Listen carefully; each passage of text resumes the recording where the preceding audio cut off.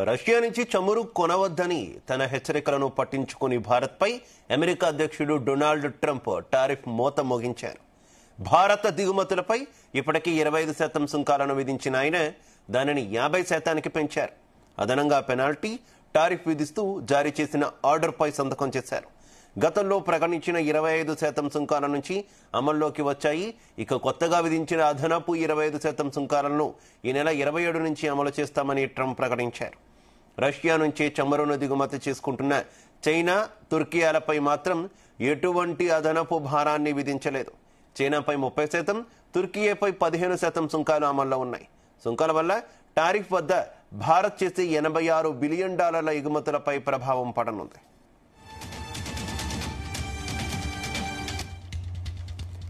ఇక అమెరికా విధించినటువంటి టారిఫ్లకు సంబంధించి మరింత సమాచారం మా చీఫ్ న్యూస్ కోఆర్డినేటర్ రాధాకృష్ణ అందిస్తారు. రాధాకృష్ణ. మార్నింగ్ శివ. అమెరికా అధ్యక్షుడు డొనాల్డ్ ట్రంప్ భారత్ ను టార్గెట్ గా చేసుకుని ఇటీవల కాలంలో ఇలాంటి నిర్ణయాలు తీసుకుంటున్నారా అని చెప్పేసి కూడా ఒక చర్చ జరుగుతోంది.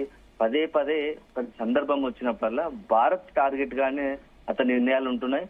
సో ఇప్పుడు తాజాగా కూడా కొద్ది రోజుల క్రితం భారత్ పైన అత్యధికంగా 25% సుంకాలు విధిస్తూ నిర్ణయం తీసుకున్నాడు. సో జూలై 31వ తేదీన ఆ నిర్ణయం తీసుకున్నాడు. ఆ టారిఫ్లకు సంబంధించినంతా కూడా ఈ రోజు నుంచి అమలు కాబోతుంది. అయితే ఒకవైపు ఆ 20% సంబంధించిన టారిఫ్లు ఈ రోజు నుంచి అమలు అవుతున్న నేపథ్యంలోనే నిన్న రాత్రి మరొక సంచలనం తీసుకున్నారు. ఉన్న 25%కి మరొక 25% కలిపి అధిక సుంకాలను మోపుతాం, అంటే ఓవరాల్ గా భారత్ పై 50% సుంకాల టారిఫ్లు విధిస్తూ కొంత భారత్ ను పూర్తి స్థాయిలో ఇబ్బంది పెట్టేలా ఒక నిర్ణయం తీసుకున్నాడు. సో ఈ కొత్తగా నిన్న తీసుకున్నటువంటి నిర్ణయం ఉందో అది ఆగస్టు 27 నుంచి కూడా అమల్లోకి వస్తుందని చెప్పేసి కూడా చెప్తున్నాడు. సో భారత్ పైనే ఎందుకు ఇంత కక్ష కట్టినట్టుగా ట్రంప్ వ్యవహరిస్తున్నాడు అనే దానికి ప్రధాన కారణం ఆ ట్రంప్ ఆరోపణ ఏంటంటే రష్యా నుంచి చమురును తను చెప్పినా కూడా రష్యా నుంచి వీరు భారత్ చమురు దిగుమతి చేసుకుంటుంది. సో మా నుంచి చమురు దిగుమతి చేసుకోవాలనేది ఒక ట్రంప్ ఉద్దేశం. కానీ భారత్ మాత్రం ట్రంప్ వ్యాఖ్యలు కావచ్చు, ట్రంప్ హెచ్చరికలు మాత్రం పట్టించుకోకుండా భవిష్యత్తులో ఇప్పటికీ ప్రస్తుతానికి అదేవిధంగా భవిష్యత్తులో కూడా రష్యా నుంచే ఈ యొక్క చమురు దిగుమతులు చేసుకోవాలనే ఒక ఆలోచన ఉంది. ఎందుకంటే ప్రపంచ వ్యాప్తంగా రష్యా నుంచే కాస్త భారత్ కు ఈ చమురు దిగుమతులు చేసుకునేందుకు తక్కువ స్థాయిలో, అంటే మనకు తక్కువ ఖర్చుతో చమురు దిగుమతి చేసుకునే అవకాశం ఉంది. సో అదే నేపథ్యంలో దాదాపుగా మొత్తం ఇండియా రష్యా నుంచి 36% చమురు దిగుమతి చేసుకుంటూ వస్తుంది.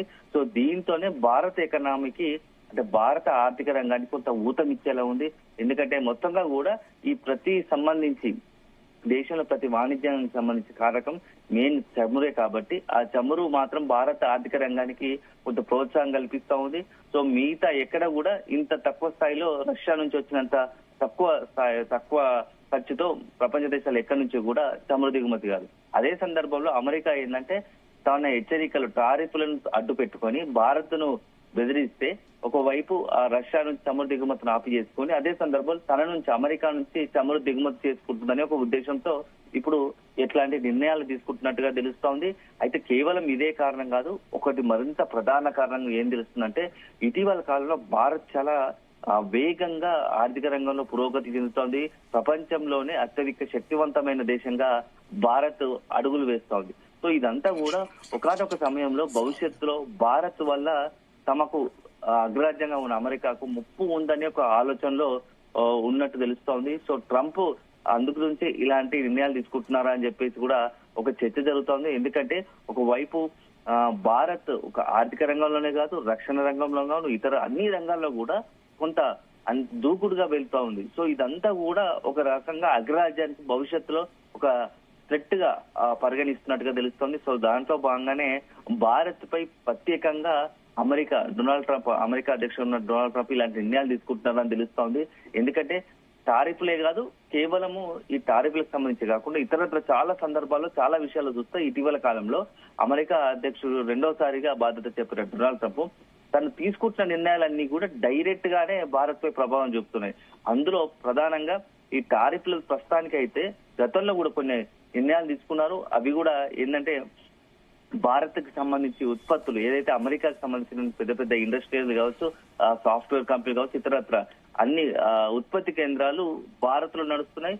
వాటిపై కూడా మీరు ఒకవేళ భారత్ లోనే కనుక మీ ఉత్పత్తి కేంద్రాలు ఉంటే, మీ పెట్టుబడులు పెడితే మీకు అమెరికాలో భారీగా మీపై పెనాల్టీలు విధిస్తామని చెప్పేసి మీకు ఉన్నటువంటి అయితే రాధాకృష్ణ, అమెరికా ముఖ్యంగా ట్రంప్ విధించినటువంటి ఈ అన్యాయమైనటువంటి టారిఫ్లు ఏవైతే ఉన్నాయో అవి ప్రధానంగా భారత్ లోని ఏ ఏ రంగాల్లో ఎక్కువగా ప్రభావితం చేసేటటువంటి అవకాశం ఉంది? శివ, ముఖ్యంగా భారత్ సంబంధించి వస్త్ర పరిశ్రమ కావచ్చు, అదేవిధంగా మత్స్య పరిశ్రమ కావచ్చు, ఇట్లాంటి పరిశ్రమల పైన ఈ తీవ్రంగా ప్రభావం చూపే అవకాశం కనబడతా ఉంది. ఎందుకంటే ఇప్పటికే ఒక రకంగా అమెరికా టార్గెట్ చేస్తూ మన మీద ఇబ్బందికర పరిస్థితులు తీసుకొచ్చే పరిస్థితి కనబడతా ఉంది. సో అది కూడా కేవలం మనకు ఒక భారత్ పైనే 50%, అంటే ప్రపంచంలో మొత్తంగా కూడా ఇప్పుడున్న పరిస్థితుల్లో కేవలం భారత్ పైనే అత్యధికంగా 50%, ఏదైతే 27వ తారీఖు నుంచి ఆగస్టు 20 నుంచి కూడా వచ్చే 25% కలుపుకుంటే అత్యధికంగా భారత్ పైనే 55% సుంకాలు విధిస్తున్నాడు డొనాల్డ్ ట్రంప్. తర్వాత ప్లేస్ లో నెక్స్ట్ వచ్చి 30% చైనా పైన ఉంది. ఒకవైపు చైనా ఆగర్భ శత్రువు, చైనాకు శత్రువుగానే అమెరికా పరిగణిస్తా ఉంటుంది. సో భారత్ ను మిత దేశంగా ఒకవేళ అనుకుంటూనే భారత్ పైన ఇప్పుడు ప్రపంచంలో అత్యధికంగా 50% టారిఫ్లు ఇస్తుంది. భారత్ తర్వాత నెక్స్ట్ బ్రెజిల్ పైన అదే స్థాయిలో 50% అమెరికా సుంకాలు విధిస్తోంది. తర్వాత ప్లేస్ లో Syria 41%, Laos 40%, Myanmar 40%, Switzerland 39%. So ఇట్లా చెప్పుకుంటూ పోతే అన్ని ఉండగా చైనా పైన 35% సుంకాలు విధిస్తా ఉంది. సో మిగతా అన్ని దేశాల చాలా తక్కువనే. మన పక్కన దాయాది దేశమైన పాకిస్తాన్ కేవలం 19%. అంటే తాను చెప్పినట్టు అగ్రరాజ్యం అమెరికా చెప్పినట్టు తన చేతిలో ఉన్న వారికి చాలా తక్కువగా సుంకాలు విధిస్తూ తన మాట పట్టించుకొని స్వతంత్రంగా నిర్ణయాలు తీసుకునే దేశాలపై, అట్లా అంటే భారత్ లాంటి దేశం పైన అత్యధికంగా సుంకాలు విధిస్తూ, అంటే ప్రపంచ దేశాలు నా చేతిలో ఉండాలి, నేను చెప్పినట్టే వినాలని ఒక అగ్రరాజ్యపు అహంకారపు ధోరణి ప్రదర్శిస్తున్నట్టుగా తెలుస్తోంది. దాంట్లో భాగంగానే ఇప్పుడు భారత్ పై 50% ఒక సుంకాల విధింపు ఉంది. అదే సందర్భంలో ఏదైతే అమెరికా చెప్తున్నటువంటిగా ప్రధాన ఆరోపణ ఏంటంటే రష్యా నుంచి చమురు దిగుమతి అంటున్నారు. అదే సందర్భంలో మరోవైపు చైనా కావచ్చు, అదేవిధంగా టర్కీ, ఈ రెండు దేశాలు కూడా రష్యా నుంచే చమురు దిగుమతి చేసుకుంటున్నాయి. కానీ వాటిపైన మాత్రం చాలా తక్కువగానే 30% చైనా పైన అమలు చేస్తా ఉన్నారు. అదే టర్కీపై 15% సుంకాలు అమలు చేస్తున్నారు. కానీ ఎస్పెషల్లీ భారత్ పైనే టార్గెట్ గా ఈ యొక్క 50% సుంకాలు విధిస్తున్నారు. సో ఇదంతా కూడా భవిష్యత్తులో ఎలా ప్రభావం చూపబోతుందనే దానిపైన కూడా కొంత ఆందోళన ఉంది. ఎందుకంటే ఒకవైపు భారత్ ఇప్పుడు అమెరికా తీసుకుంటున్న నిర్ణయాలపైన చాలా ఆచితూచి వ్యవహరిస్తా ఉంది. ఒకవైపు ఎందుకంటే రష్యాతోని అదే సందర్భం అమెరికాతో రెండు దేశాలతోని సత్సంబంధాలు కొనసాగించాలనుకుంటుంది. ఎందుకంటే ఇప్పటికే మనం రష్యాతోని ఎప్పటి నుంచో మంచి బంధం కలిగి ఉన్నాము. సో ఇప్పుడు మనకు రక్షణ వ్యవస్థ నుంచి కొంత అక్కడ నుంచి రష్యా నుంచి కొన్ని ఉత్పత్తులు దిగుమతి చేసుకుంటున్నాం. రక్షణ వ్యవస్థలో రష్యా సహాయం తీసుకుంటున్నాం. అదేవిధంగా చమురు, ఇతరత్ర అన్ని రకాలుగా. సో ఈ మొత్తం వ్యవహారంలో రాధాకృష్ణ, ఈ మొత్తం వ్యవహారంలో గమనించినటువంటి విదేశాంగ నిపుణులు కావచ్చు, లేదంటే విశ్లేషకులు కావచ్చు, ఎక్స్పర్ట్స్ కావచ్చు, భారత్ ముందున్నటువంటి ప్రత్యామ్నాయాలు ఏంటి అన్న దానికి సంబంధించి ఏమైనా చెప్తున్నారా? ప్రస్తుతం కొన్ని ఖచ్చితంగా ఇప్పుడు అమెరికా తీసుకుంటున్న కొన్ని నిర్ణయాల వల్ల భారత్ కు కొన్ని ఏవైతే పరిశ్రమకు సంబంధించి కొన్ని వాటికి ఇబ్బంది కావచ్చు, కొన్ని పరిశ్రమలపై కొంత ఎగుమతులు దిగుమతుల పైన ఇంపాక్ట్ పడవచ్చు. సో అట్లాంటి వాటిపైన కాస్త ఆచితూచి కొన్ని నిర్ణయాలు తీసుకోవాలనుకుంటున్నారు.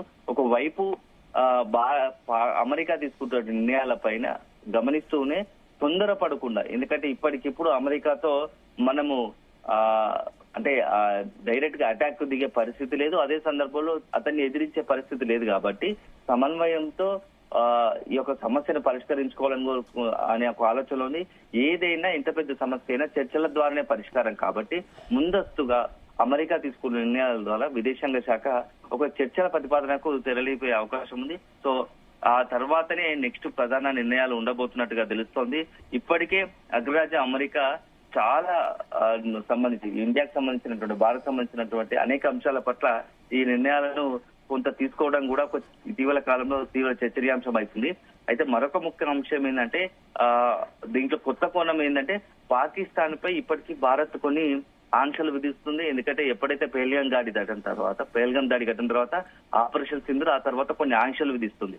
అయితే అదే సందర్భంలో ఇప్పుడు మరొక ఇటీవల కాలంలో పాకిస్తాన్ అమెరికా మధ్య సత్సంబంధాలు పెరిగాయి. పాకిస్తాన్ కు ఒకవైపు మేము అన్ని అండగా ఉన్నామని చెప్పేసి కూడా డొనాల్డ్ ట్రంప్ పాకిస్తాన్ సంబంధించి ఆర్మీ చీఫ్ ను ఇస్లామాబాద్ లో పిలిపించుకున్నారు. ఇస్లామాబాద్ కు సంబంధించి తన దూతలు పంపించడం, అదేవిధంగా అమెరికాకు వచ్చినటువంటి పాకిస్తాన్ ఆర్మీ చీఫ్ కూడా వాషింగ్టన్ లో ట్రంప్ తో భేటీ సుదీర్ఘంగా 2.5 గంటల పాటు భేటీ అనేక అంశాలు చర్చించారు. ఇక్కడ నుంచి పాకిస్తాన్ కు మేము అన్ని రకాలుగా అండదండగా ఉంటాము, ఆర్థిక సహాయాన్ని కూడా వెనుకాడమని చెప్పేసి ప్రకటించారు. అంటే ఒక రకంగా ఈ మధ్య పాకిస్తాన్ ను భారత్ ఎందుకంటే భారత్ స్వతంత్రంగా ఎదుగుతుండడము, అదే సందర్భంలో రష్యాతో స్నేహంతో చేస్తున్న క్రమంలో పాకిస్తాన్ ను పెట్టుకొని పాకిస్తాన్ వెనుకుండి భారత్ ను కొద్దిగా దెబ్బతీయడానికి కుట్ర చేస్తుందా, అదే సందర్భంలో పాకిస్తాన్ పై ఆంక్షలు విధించినట్టుగా భారత్ మనపైన కూడా అమెరికా ఆంక్షలు విధిస్తుందా అనే ఒక చర్చకు తీసే అవకాశం కనబడుతుంది. ఒకటి ఆలోచన, ఒక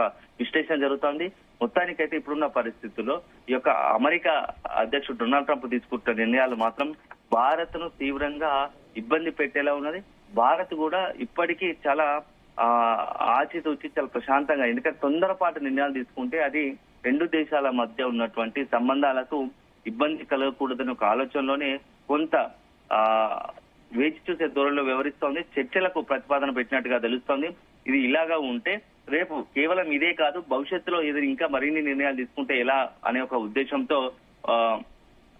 భారత్ కూడా ఉంది. సో ఇప్పటికే ప్రధాని నరేంద్ర మోడీ కూడా నిన్న ఒక ప్రకటన కూడా విడుదల చేశారు. ఇది భారత్ కు సంబంధించిన నిర్ణయం, అమెరికా నిర్ణయం అస్సలు కూడా సహేతుకం కాదు. ఇది భారత్ తన సొంతంగా స్వతంత్రంగా తీసుకునే నిర్ణయం. వాణిజ్య పరంగా భారత్ తీసుకునే స్వతంత్రం ఉంటది. అలాంటి భారత్ పైన ఆంక్షలు విధిస్తూ ఇట్లా ట్రంప్ హెచ్చరికలు జారీ చేస్తూ ఖచ్చితంగా తాను చెప్పినట్టు వినాలనే ఒక ధోరణి ఉందో ఆ ధోరణి ఖచ్చితంగా ఖండిస్తున్నాము. ఇది ఏ దేశానికి కూడా మంచిది కాదు, ఇది సరైన నిర్ణయం కాదు. ప్రతి దేశం తన స్వతంత్రంగా ఎదగాలనుకునే ఒక ఆలోచన ఉంటది, ఇష్టానుసారంగా నిర్ణయాలు ఉంటాయి. అలాంటి నిర్ణయాల్లో తలదూర్చి పెత్తనంతో అహంకార ధోరణితో అట్లాంటి నిర్ణయాలను అడ్డుకోవాలి అనేది మాత్రం సరైనది కాదని చెప్పేసి కూడా నిన్న మోడీ కూడా స్పష్టం చేశారు. సో మొత్తంగా కూడా ప్రస్తుతం ఇప్పుడు ఉన్నటువంటి పరిస్థితుల్లో భారత్ లో 140 కోట్ల మంది జనాభాకు అవసరంగా సరిపడేలా చమురు కేవలం రష్యా నుంచి మనం తీసుకోగలుగుతున్నాం కాబట్టి 36%. సో భవిష్యత్తులో కూడా ఇదే కంటిన్యూ అవుతుంది. అమెరికా సంబంధించినటువంటి హెచ్చరికలు, బెదిరింపులకు ఎట్టి పరిస్థితులు తలొగ్గేది లేదనేది కూడా భారత్ సుస్పష్టం చేసింది. Shiva. Right, okay, thank you Radhakrishna.